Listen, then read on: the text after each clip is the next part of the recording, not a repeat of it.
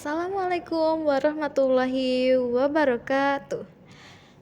Halo semuanya, kembali lagi bersama kami kelompok 1 di mata kuliah metodologi penelitian yang diampu oleh Ibu Dr. Zila Septikasari MSc MPD. Nah, pada kesempatan kali ini kami akan menjelaskan materi yaitu deskripsi hasil penelitian, uji persyaratan analisis, dan uji hipotesis penelitian. Nah, perkenalkan kembali anggota kelompok kami yaitu kelompok 1 yang beranggotakan Raden Roro Elfrida Elisha Ivana Patmarini, Rahmal Ulil Hidayah, Ihsan Dwi Nurizal, Nanda Yuniarti, Syafira Fikri, Aftin Nazakia, dan saya sendiri Yevita Disa Maulida. Di sini saya selaku moderator dari kelompok 1. Nah, di sini saya akan memandu teman-teman semuanya dalam pembahasan deskripsi hasil penelitian, uji persyaratan analisis, dan uji hipotesis penelitian. Nah, tentu saja dalam pembahasan kali ini yang pertama kita akan membahas deskripsi hasil penelitian, kemudian uji persyaratan analisis, dan uji hipotesis penelitian.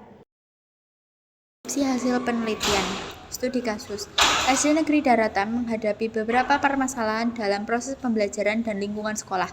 Antara lain, yang pertama ada kurangnya etika dalam berkomunikasi.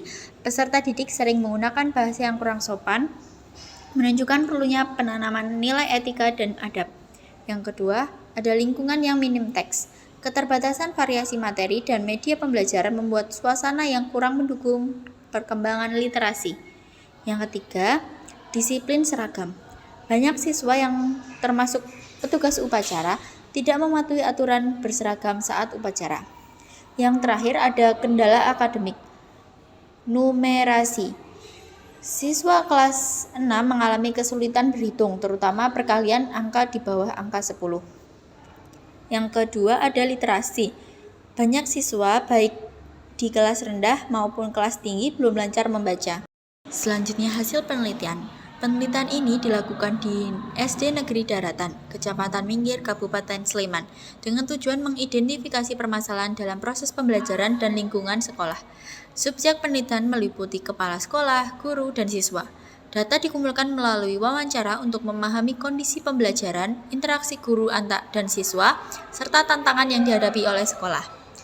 Hasil penelitian menunjukkan beberapa permasalahan utama, antara lain yaitu yang pertama, kurangnya sikap hormat siswa tercermin dari penggunaan bahasa yang tidak sopan, baik pada teman sebaya maupun pada guru. Yang kedua, keterbatasan variasi materi dan media pembelajaran, sehingga literasi siswa tidak berkembang optimal akibat minimnya akses terhadap sumber belajar yang beragam. Yang ketiga, rendahnya disiplin siswa, khususnya dalam mematuhi aturan seragam sekolah, termasuk saat upacara bendera. Yang keempat ada masalah akademik, seperti rendahnya kemampuan numerasi siswa kelas 6 pada konsep perkalian dasar dan keterampilan literasi siswa yang belum lancar. Penyebabnya meliputi kurangnya pembinaan karakter, minimnya sumber daya pembelajaran yang bervariasi, serta lemahnya kesadaran disiplin siswa.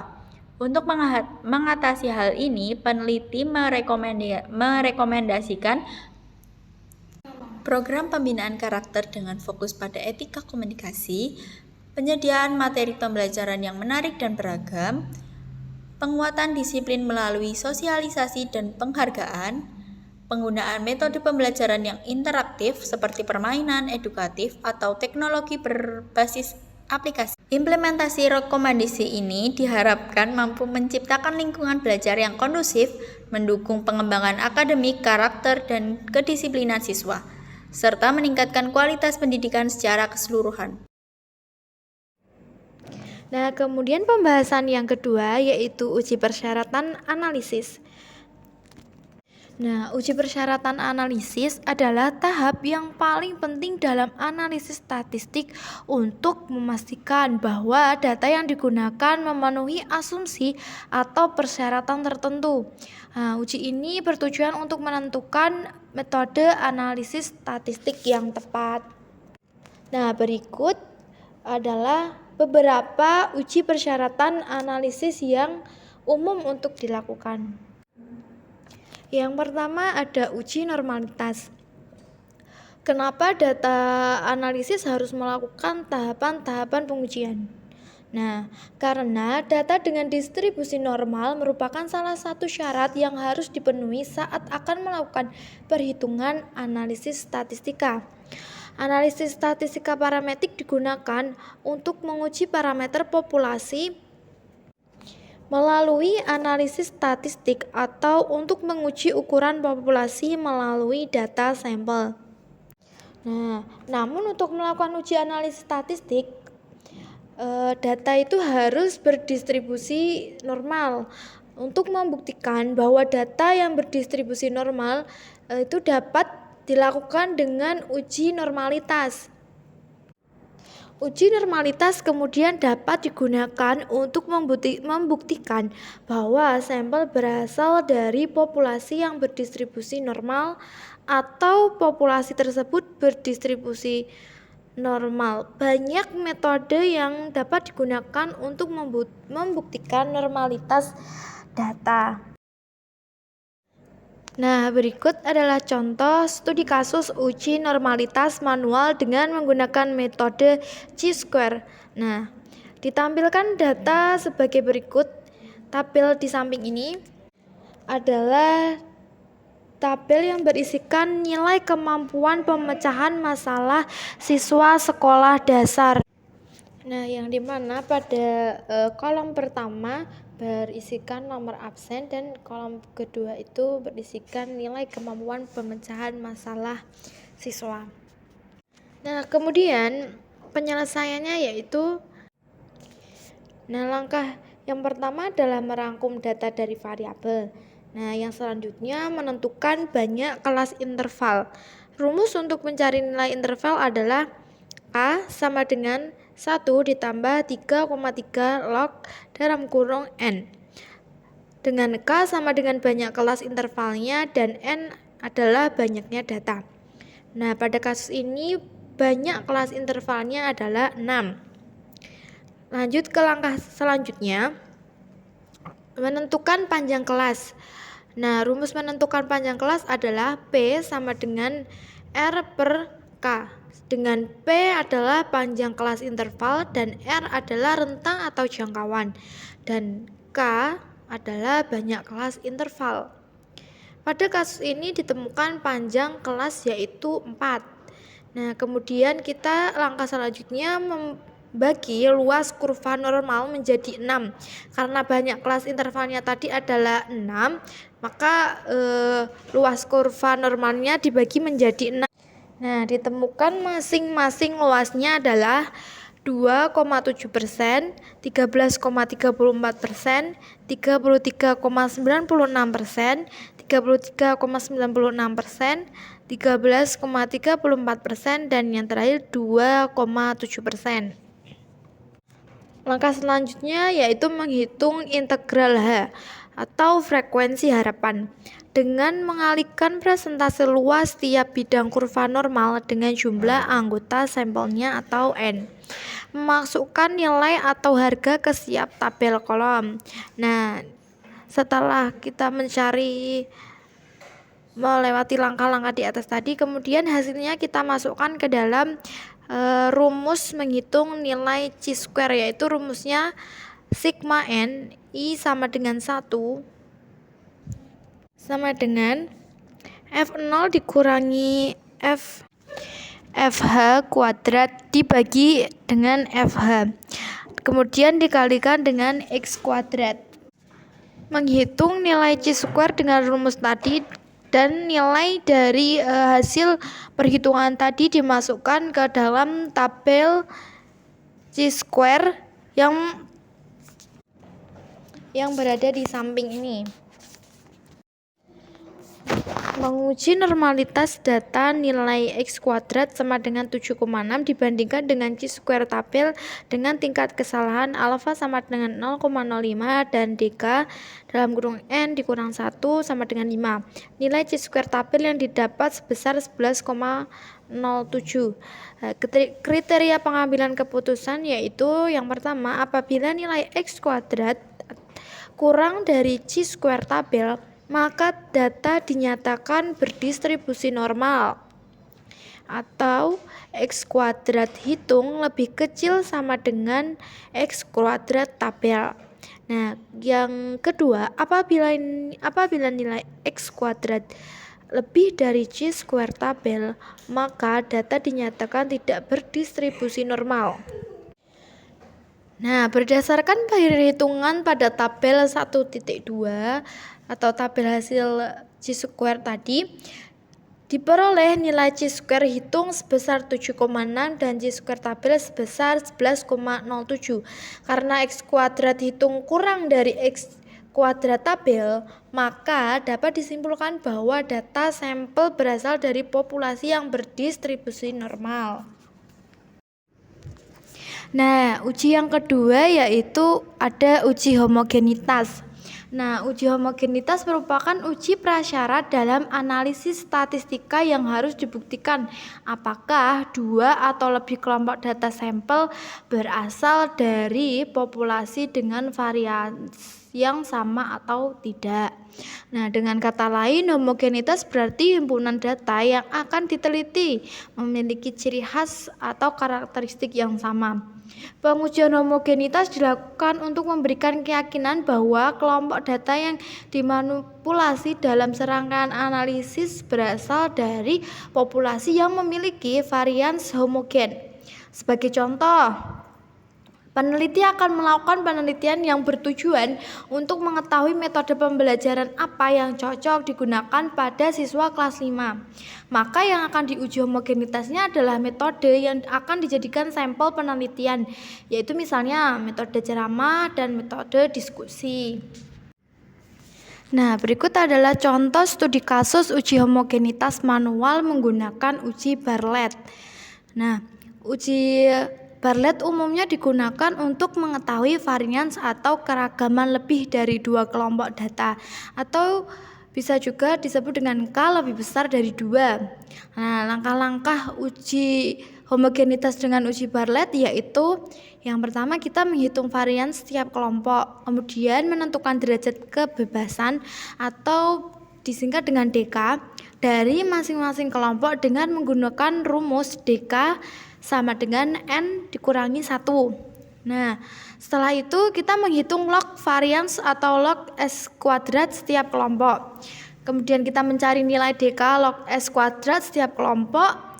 Setelah itu menghitung nilai varians gabungan atau S kuadrat gabungan dengan rumus S kuadrat gabungan sama dengan sigma DK S kuadrat I dibagi dengan sigma DK.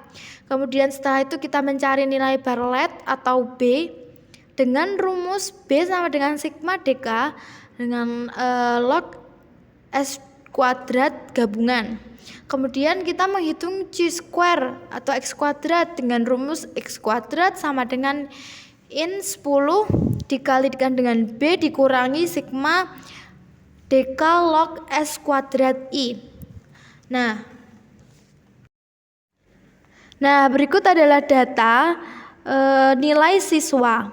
X1 merupakan nilai siswa yang dilakukan penilaian menggunakan metode diskusi, sedangkan yang X2 merupakan nilai siswa yang dilakukan penilaian menggunakan metode ceramah. Kedua kelompok data tersebut akan dilakukan uji homogenitas untuk mengetahui homogen atau tidaknya kedua data kelompok. Nah, uji homogenitas akan dilakukan menggunakan metode Bartlett sebagai berikut. Terlebih dahulu dibuat hipotesis pengujiannya, H0 sama dengan varians nilai metode ceramah sama dengan nilai metode diskusi. Kemudian H1-nya itu varians nilai metode ceramah berbeda dengan nilai metode diskusi. Nah, setelah dibuat Hipotesis pengujiannya, ya langkah selanjutnya yaitu kita menghitung nilai varians menggunakan rumus varians. Didapat nilai varians dari setiap kelompok adalah 27,6 untuk kelompok X1 dan 18,94 untuk kelompok X2. Nah, setelah itu kita menentukan derajat kebebasan DK1 untuk kelompok eksperimen adalah 30 dikurangi 1 sama dengan 29 dan DK2 untuk kelompok kontrol adalah 30 dikurangi 1 sama dengan 29. Kemudian kita menghitung nilai log varians atau log S kuadrat. Log varians kelompok eksperimen yaitu log 27,06 sama dengan 1,43 dan log varian kelompok kontrol log 18,94 sama dengan 1,28. Kemudian kita mengalihkan DK dan log varians dari setiap kelompok. Setelah itu kita menghitung nilai varians gabungan, maka didapat nilai varians gabungannya adalah 0,79. Kemudian menghitung nilai Bartlett B sama dengan sigma DK dikalikan dengan log S kuadrat gabungan. Menghitung nilai C square dengan rumus X kuadrat sama dengan in 10 dikalikan dengan B dikurangi sigma DK log S kuadrat I. Menguji hipotesis data menggunakan acuan perbandingan dengan nilai X kuadrat tabel. Kriteria pengujian hipotesisnya sebagai berikut. Apabila nilai X kuadrat lebih dari sama dengan C square tabel, maka H0 ditolak. Sehingga kedua kelompok data dinyatakan tidak homogen atau XH kuadrat lebih besar sama dengan XT kuadrat. Yang pengujian hipotesis yang kedua, apabila nilai X kuadrat kurang dari C square tabel, maka H0 ditolak sehingga kedua kelompok data dinyatakan tidak homogen.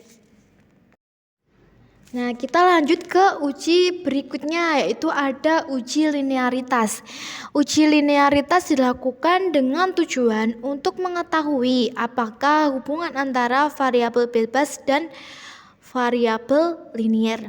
Linier artinya hubungan seperti garis lurus. Uji linearitas bisa digunakan sebagai syarat analisis ketika menganalisis data penelitian menggunakan regresi linier sederhana atau regresi linier berganda.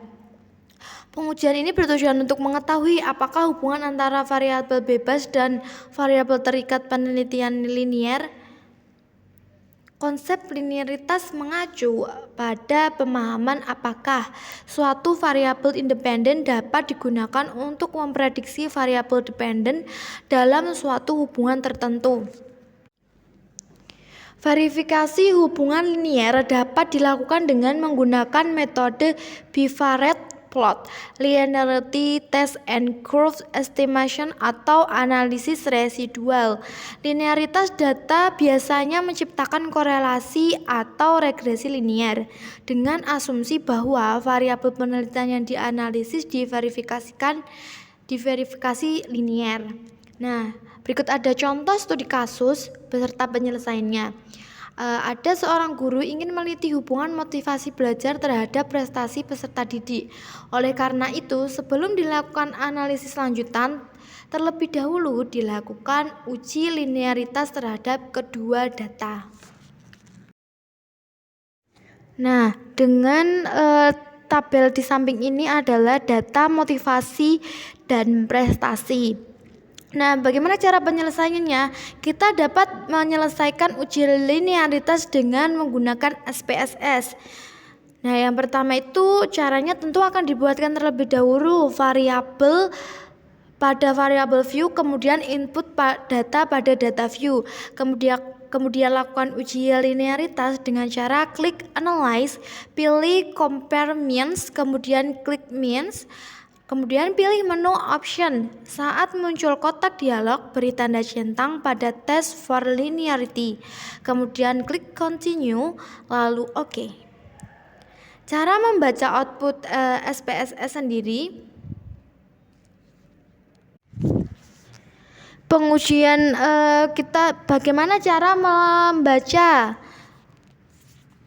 Output dari SPSS itu yang pertama, perhatikan hasil output pada bagian ANOVA tabel.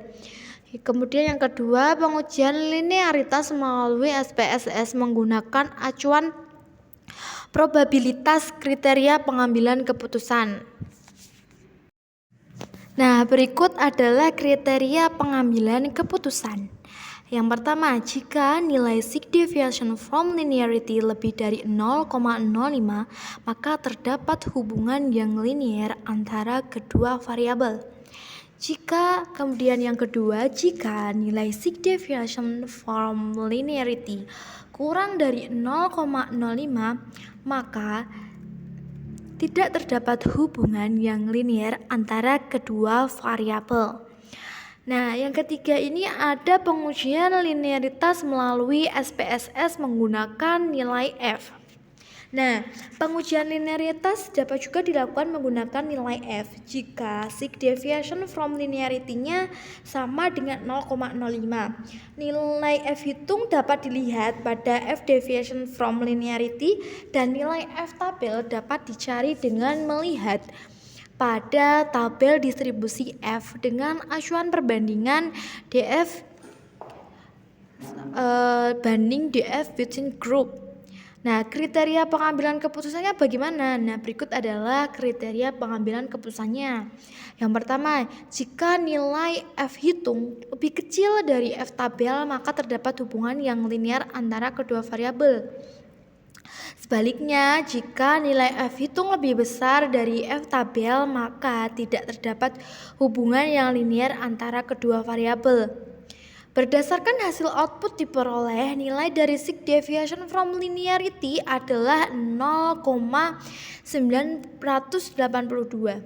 Kriteria pengambilan keputusan dengan sign sama dengan 0,982 menyatakan bahwa sign lebih besar dari 0,05. Maka keputusan yang diambil adalah kedua variabel memiliki hubungan yang linear. Dengan kata lain, variabel tak bebas prestasi belajar peserta didik dapat diestimasi oleh variabel bebas motivasi belajar. Uji multikolinearitas. Pengujian multikolinearitas bertujuan untuk mengetahui apakah variabel independen dalam suatu penelitian mempunyai komponen yang sama. Ghazali 2016 menyatakan bahwa tujuan uji multikolinearitas adalah untuk mengetahui apakah variabel regresi ditemukan adanya korelasi antar variabel independen. Gejalanya umum terjadi pada regresi berganda karena banyak variabel independen pada regresi berganda.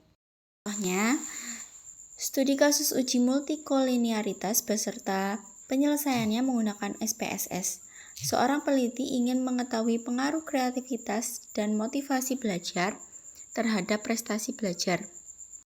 Nah, berikut ini adalah langkah-langkah penyelesaian uji multikolinearitas menggunakan SPSS. Nah, yang pertama itu membuat nama variabel pada variabel view. Kemudian copy paste data, kita masukkan ke data view. Kemudian setelah kita masukkan data ke data view, lakukan pengujian multikolinearitas dengan cara klik analyze lalu pilih regression. Kemudian pilih linear, akan muncul kotak dialog untuk menginput variabel terkait. Nah, di situ ada nanti akan muncul variabel terikat. Nah, variabel terikat yang kita miliki yaitu prestasi. Variabel terikat ini bisa juga disebut dengan variabel Y. Dan kemudian ada variabel bebas independen atau variabel X. Nah, yang kita miliki berdasarkan studi kasus itu ada kreativitas sebagai X1 dan kemudian ada motivasi sebagai X2. Nah, setelah itu kita pilih menu statistik, beri centang pada collinearity diagnostik. Nah, bagaimana cara membaca output SPSS?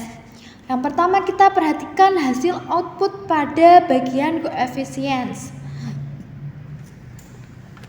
Kemudian pengujian multikolinearitas melalui SPSS mengacu pada nilai tolerance dan VIF yang diperoleh. Kemudian kita kriteria pengambilannya itu apa? Nah, kita menggunakan kriteria pengambilan keputusan menggunakan nilai tolerance. Tolerance, jika nilai tolerance lebih dari 0,10, tolerance lebih besar dari 0,10 ya, maka variabel bebas yang akan diuji tidak memiliki gejala multikolinearitas. Jika nilai tolerance kurang dari 0,10, maka variabel bebas yang akan diuji memiliki gejala multikolinearitas. Nah, kemudian yang kedua ini ada juga nih kriteria pengambilan keputusan menggunakan nilai VIF. Jika nilai VIF kurang dari 10, maka variabel-variabel bebas yang akan diuji tidak memiliki gejala multikolinearitas. Jika nilai VIF lebih dari 10, maka variabel bebas yang akan diuji memiliki gejala multikolinearitas.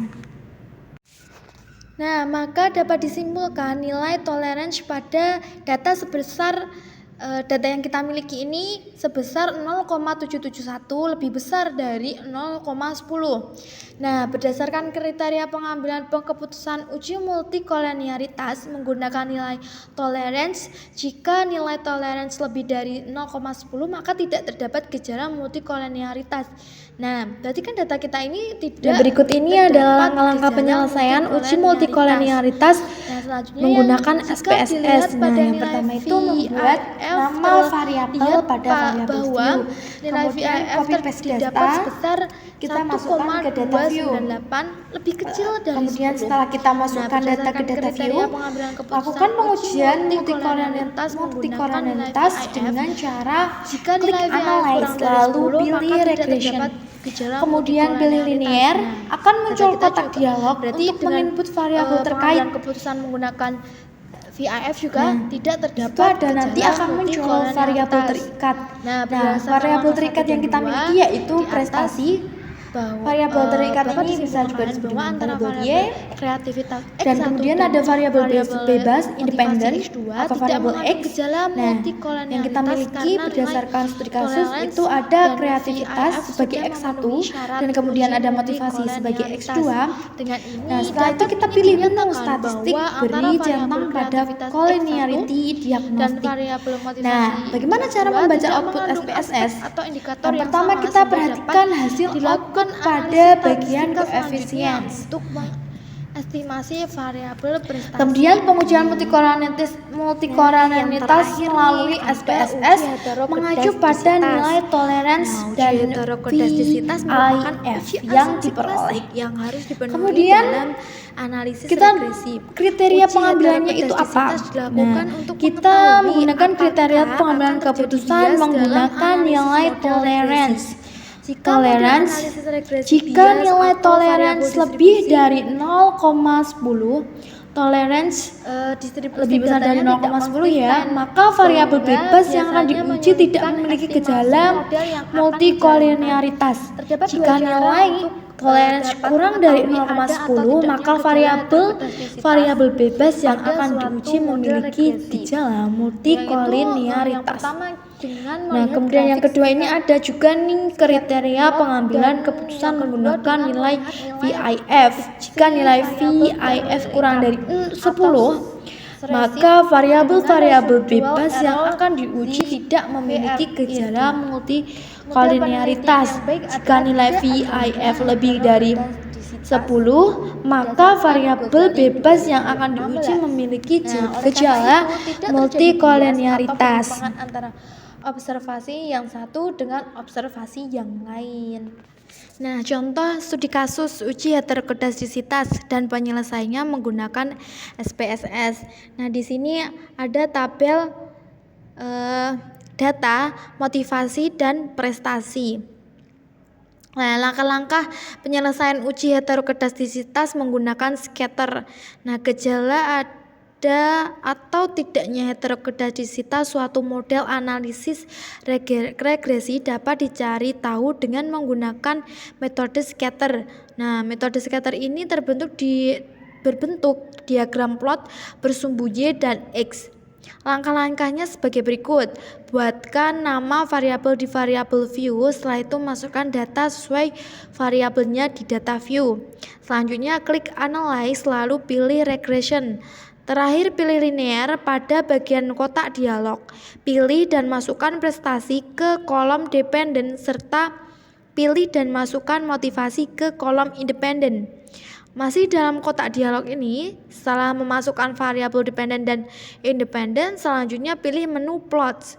Nah, dalam plots ini kita pilih nilai prediksi atau SRESID ini dan masukkan ke kolom Y serta pilih nilai residual atau ZPRED dan masukkan ke dalam ke kolom X, kemudian klik continue, kemudian OK untuk melanjutkannya. Cara membaca output SPSS teknik scatter. Perhatikan hasil output pada bagian scatter plot. Pengujian heterokedastisitas melalui SPSS mengacu bentuk plot yang dihasilkan pada grafik. Kriteria tidak terjadi gejala heterokedastisitas. Yang pertama, titik-titik menyebar di atas bawah serta di sekitaran angka 0 tidak menggumpal. Jadi titik-titiknya itu tersebar secara acak, tidak memiliki pola tertentu. Nah, penyebaran titik-titik tidak membentuk pola, bergelombang, melebar dan menyempit. Jadi betul-betul menyebar.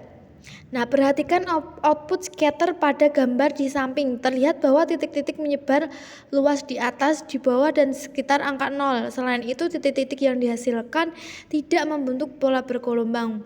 Nah, berdasarkan gambar di samping ini, diagram di samping ini, titik-titik tersebut tidak membentuk pola dan sangat menyebar. Berdasarkan integrasi yang dipaparkan pada langkah 3, maka dapat disimpulkan bahwa tidak ada gejala heterokedastisitasnya. Uji hipotesis penelitian. Yang pertama ada kriteria pengujian hipotesis. Kriteria pengujian hipotesis merupakan bentuk keputusan dalam menerima atau menolak hipotesis 0 dengan cara membandingkan nilai T tabel dengan nilai T hasil perhitungan statistiknya. Untuk menerima HO atau sama dengan penolakan HA itu ditentukan apabila nilai T dari hasil perhitungan uji statistik lebih kecil dibandingkan dengan nilai T yang terdapat dalam tabel. Sedangkan untuk penolakan HO atau sama dengan penerimaan HA ditentukan ketika nilai T dari hasil uji statistik lebih besar dibandingkan dengan nilai T yang terdapat pada tabel. Taraf signifikasi. Taraf signifikasi adalah tingkat kebenaran suatu penelitian atau standar toleransi tingkat kesalahan suatu penelitian. Besarnya taraf signifikasi yaitu ada 2. Yang pertama 95%. Toleransi tingkat kesalahannya 0,05 atau 99%. Toleransi tingkat kesalahannya 0,01. Pengujian hipotesis. Untuk melakukan pengujian terhadap hipotesis penelitian, yaitu membuat keputusan menerima atau menolak HO, maka peneliti harus menempuh langkah-langkah sebagai berikut. Yang pertama, menentukan formulasi hipotesis HO dan HA-nya. Yang kedua, menentukan taraf signifikasi 0,05 atau bisa juga disebut dengan 95% atau 0,01, dapat juga disebut dengan 99%. Yang ketiga, menentukan kriteria pengujian, yaitu keputusan untuk menerima atau menolak HO. Yang keempat, menentukan teknik uji statistik yang tepat. Yang kelima, membuat kesimpulan, yaitu menginterpretasikan hasil uji statistik. Teknik uji statistik yang tepat dalam pengujian hipotesis, maka langkah-langkah yang harus dilakukan adalah yang pertama menentukan skala pengukuran data, kategorik atau numerik. Yang kedua menentukan jenis hipotesis, komparatif atau korelatif. Yang ketiga menentukan data dari sampel berpasangan atau tidak berpasangan. Yang keempat menentukan jumlah kelompok sampel, 2 kelompok atau lebih dari 2 kelompok. Yang terakhir, identifikasi persyaratan uji parametrik dan non-parametrik. Selanjutnya, membuat kesimpulan atau interpretasi hasil uji hipotesis. Untuk menarik kesimpulan atau memberikan interpretasi terhadap hasil uji statistik atau uji hipotesis dapat dilakukan dengan menggunakan pedoman sebagai berikut. Yang pertama, membandingkan nilai T hitung dengan nilai T tabel. Bila nilai T hitung lebih besar dari nilai T pada tabel, maka berarti H0 ditolak dan HA diterima. Dan sebaliknya, Kemudian kita membandingkan harga signifikansi atau P. Bila harga P lebih kecil dari 0,05 berarti H0 ditolak dan HA diterima. Dan begitu juga sebaliknya.